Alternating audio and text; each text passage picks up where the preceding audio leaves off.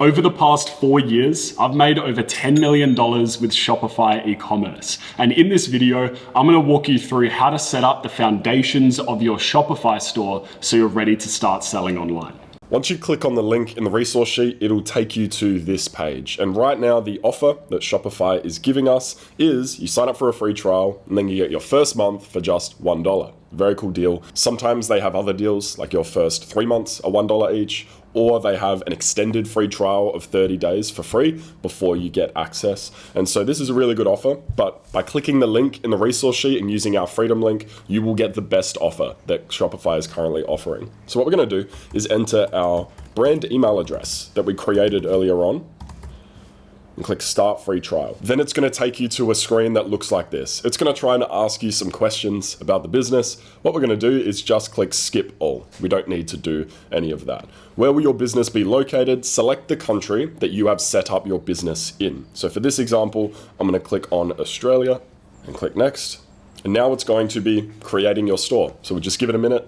There we go, we're in the Shopify backend. The store has been drafted. Nothing's published yet. Website isn't live, don't worry about that. We need to go through and set up some things through the rest of this phase, but I'm gonna walk you through how to set up all the foundations now. You can see down the bottom, your trial just started. So the first thing we're gonna do is click Select a Plan. We wanna make sure that it doesn't go away once that 3-day free trial ends. This is very important. So out of all the plans you're going to see here, the one that you need to use is Basic. You don't need Shopify or Advanced or Shopify Plus, just Basic. So we're gonna click on Select Basic. It's gonna ask for some payment details. So we're just gonna enter those in and then we'll click Subscribe. The great thing about this free trial is that we get that first month for $1. So you've got the 3-day free trial to get set up. You then have the $1 for the first 30 days. So you've got plenty of time to set up your store, but use that as a bit of a push to get launched before then, to follow through with the lessons so that you're not then billed the month after without having launched and having generated sales yet. It's gonna ask us to confirm the business address, so I'm just gonna enter that in now. So we're done, we've set up billing, we don't have to worry about it again.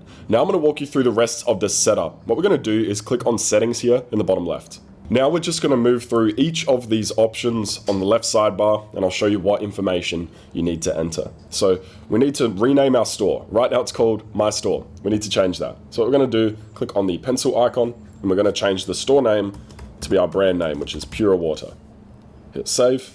And if it asks you for a phone number or an email address, don't worry, these aren't going to be public facing. Customers won't see these. This is just for the backend in Shopify. So we've entered that in. We've got the business address, currency is set. I'm just gonna change the time zone because I'm currently in Lake Como. And so I wanna change it to an Australian time zone because that's where we're going to be selling. So I'm gonna select Adelaide. Then for order ID in the prefix section, we're gonna put an abbreviated version of our brand name. So using 2 letters. So what I like to do is for this, it's Pure Water, so PW.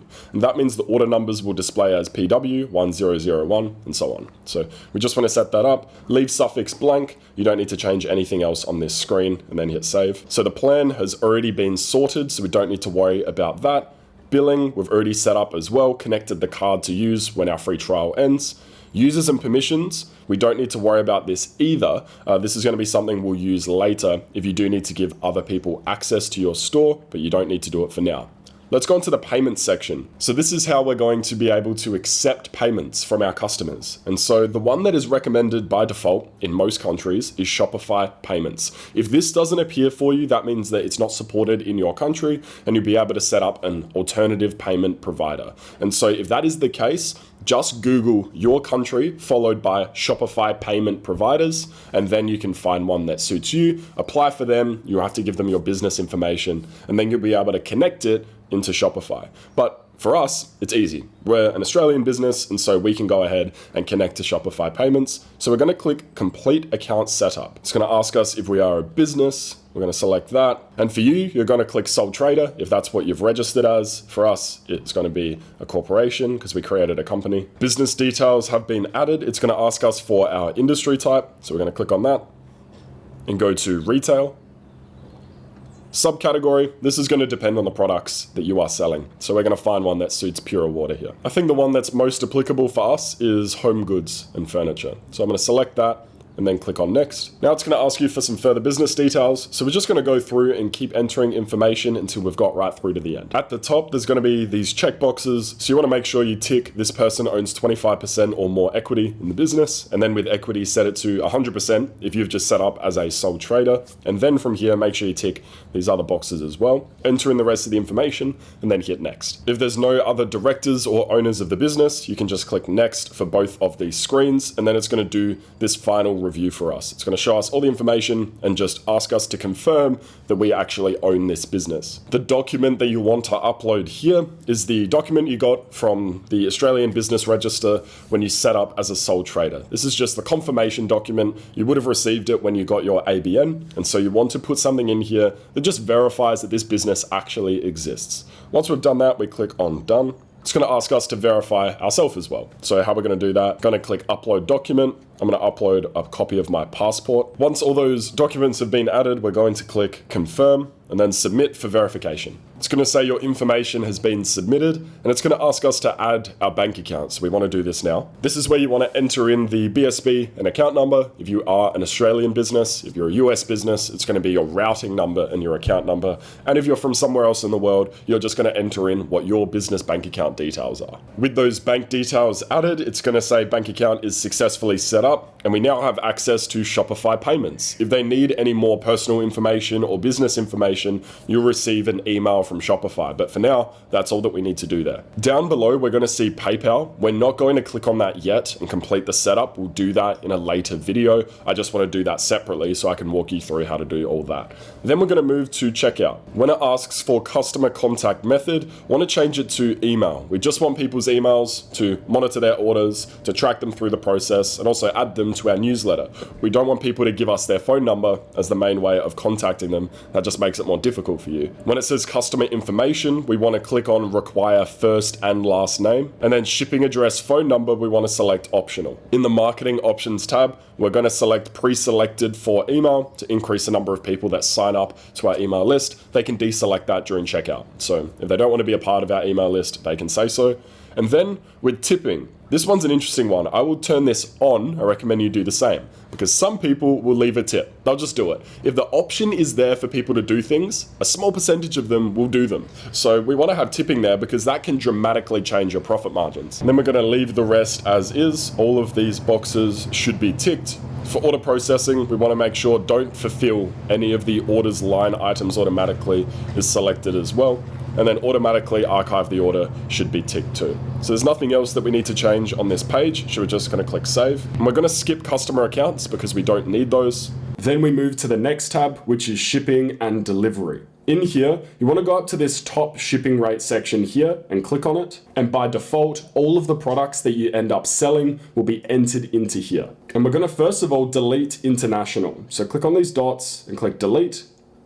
And then for the shipping zone, the only one you want to have visible is the one for the country that you're selling to. So we'll be selling to Aussie customers, so we can leave that as is. Otherwise, if that is incorrect for you, click on these dots and click edit zone. You can remove Australia and then select whatever country you're selling to instead and call that zone name the country name as well. So I'm just going to update this one to be Australia and then hit done. By default, it's going to enter in some different shipping rates. And so these are what customers will see when they're at the checkout. They can choose their shipping option. We don't want to use any of the default ones. We want to create our own. So what I'm going to do is delete these here.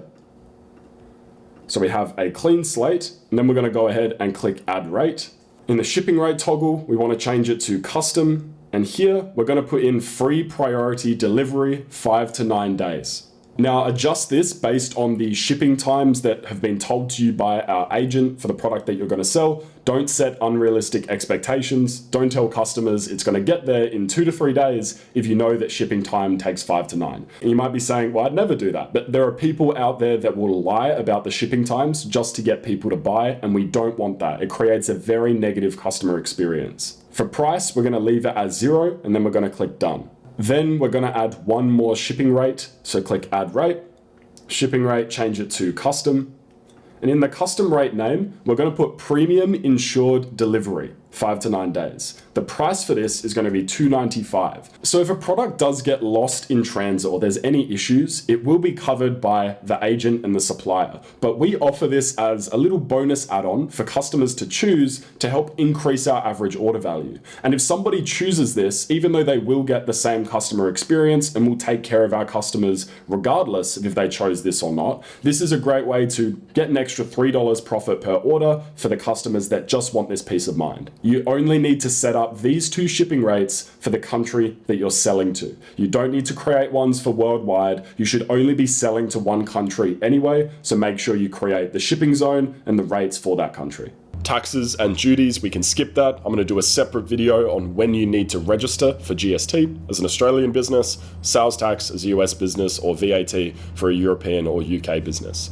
So we're going to skip it for now, then we'll go on to locations. You just want to check that this address is correct. I can see here that it has ACT as the state. That isn't correct. Our business address is in Queensland. So I'm going to make sure that's selected, and then hit save. Gift cards and markets, you can ignore those. Then we're going to go to apps and sales channels. By default, Shopify is going to install some apps on your store that we don't need. And so we want to uninstall these. The ones that are here right now that we don't need are the email app, because we're going to use an external email app called Klaviyo, which gives us a lot more customization. Reason for uninstalling, you can leave that blank and just click uninstall. Removing these extra apps will make your site load faster.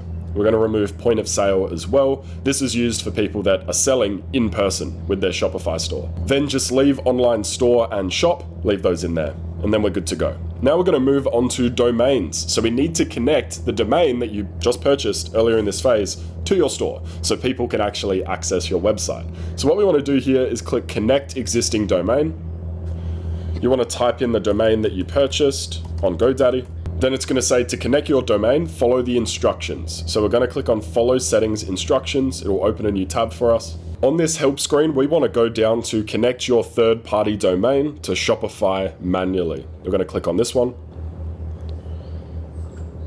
We're going to scroll down and we need to enter some numbers into our GoDaddy account for the domain. So in a new tab, open up your GoDaddy account. Click on My Products. So you click on yourself in the top right and then My Products to show your domains that you own. You should only have one visible here unless you're using GoDaddy for other businesses. And so once you've found the domain that you just bought before, you want to click on DNS. This is the screen that we're going to enter that information into. So if we go back to the Shopify support article, it's going to tell us exactly what we do need to enter. So it's giving us this number here, and it says we need to point the A record to the Shopify address. So we're going to go here, we're going to view our A record. There should just be one for your domain, and you can see data is parked. So currently, our domain isn't pointing anywhere. So if somebody lands on the domain, it's just going to show a GoDaddy generic screen. It's not going to point to our website. So click on this little pencil icon, change the value to the thing that we just copied from the Shopify article, and then click save. Then the next one it says is delete any other A records on the domain, if any are present. So that was the only one there. You can check. These are organized in groups. So if you see any other A records below this, then make sure they are deleted. Next, we need to add the AAAA record to that as well. So it's going to give us this information. We're going to copy that. Make sure you don't copy the commas on either side. Go back here into GoDaddy, click add new record. And then for the type, we're going to select A 4 times.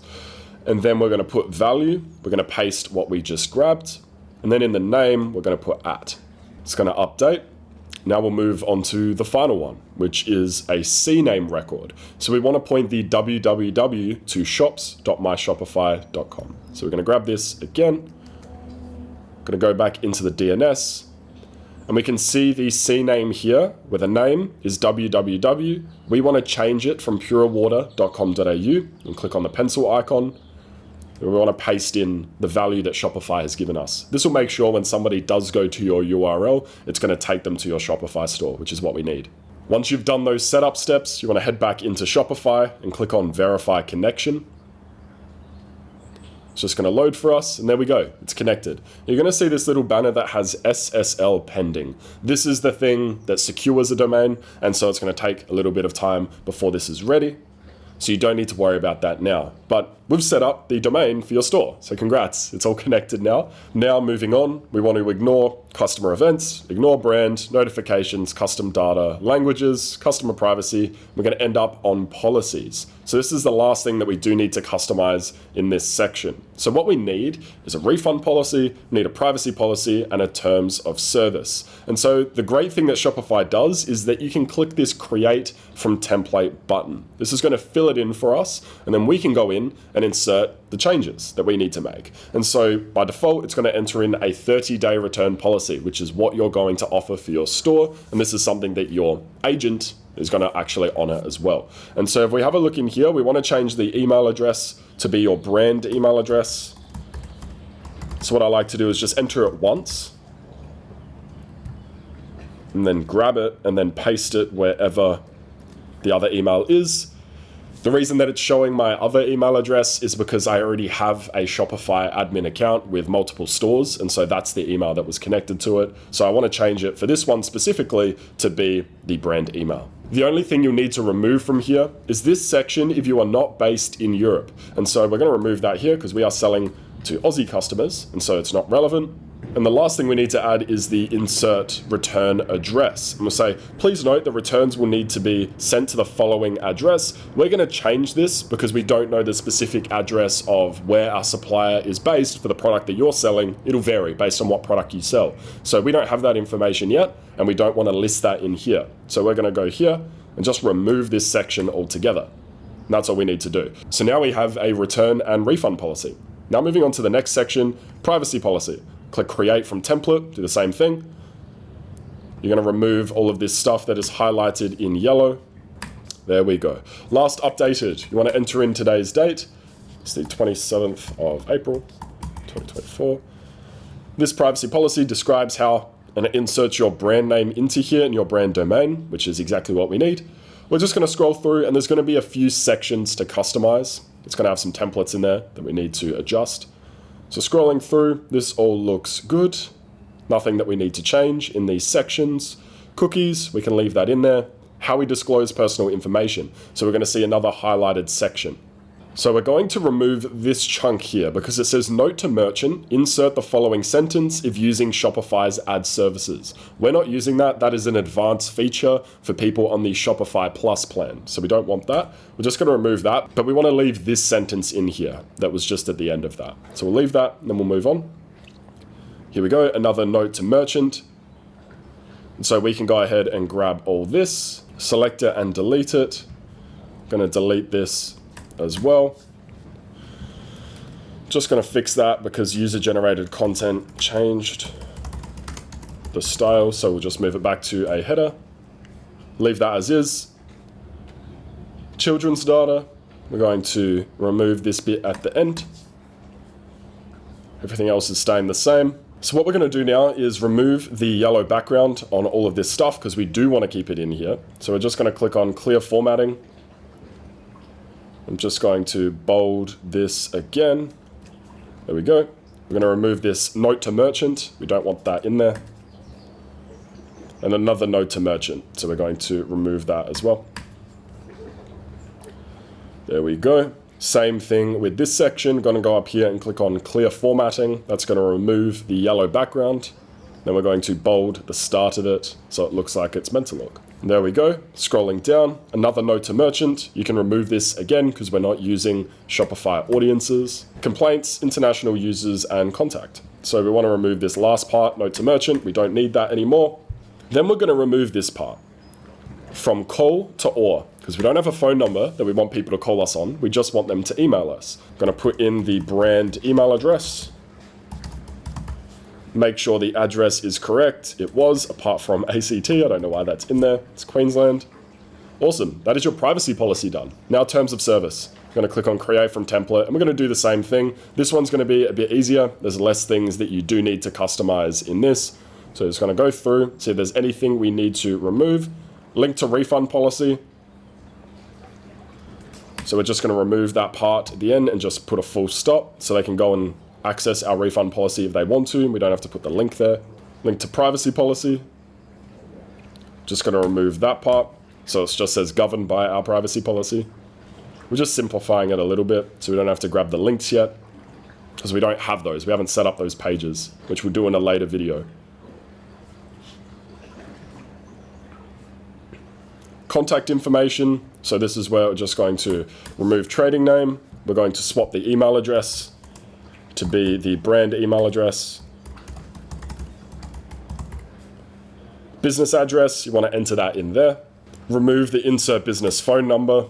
Remove the VAT number if that's not relevant for you. And then you want to enter in your ABN as well, or your EIN if you're in the US, or your equivalent company registration number. So now we've finished our terms of service. We've created that privacy policy. We've got our refund and return policy all finished. It's looking great. Shipping policy, we're going to leave blank for now, and contact information we'll leave blank too. We're going to go ahead and click save, and it's going to say store policies have been saved. We can ignore everything in store activity log, and that's all we need to do. That is the initial setup on your Shopify store.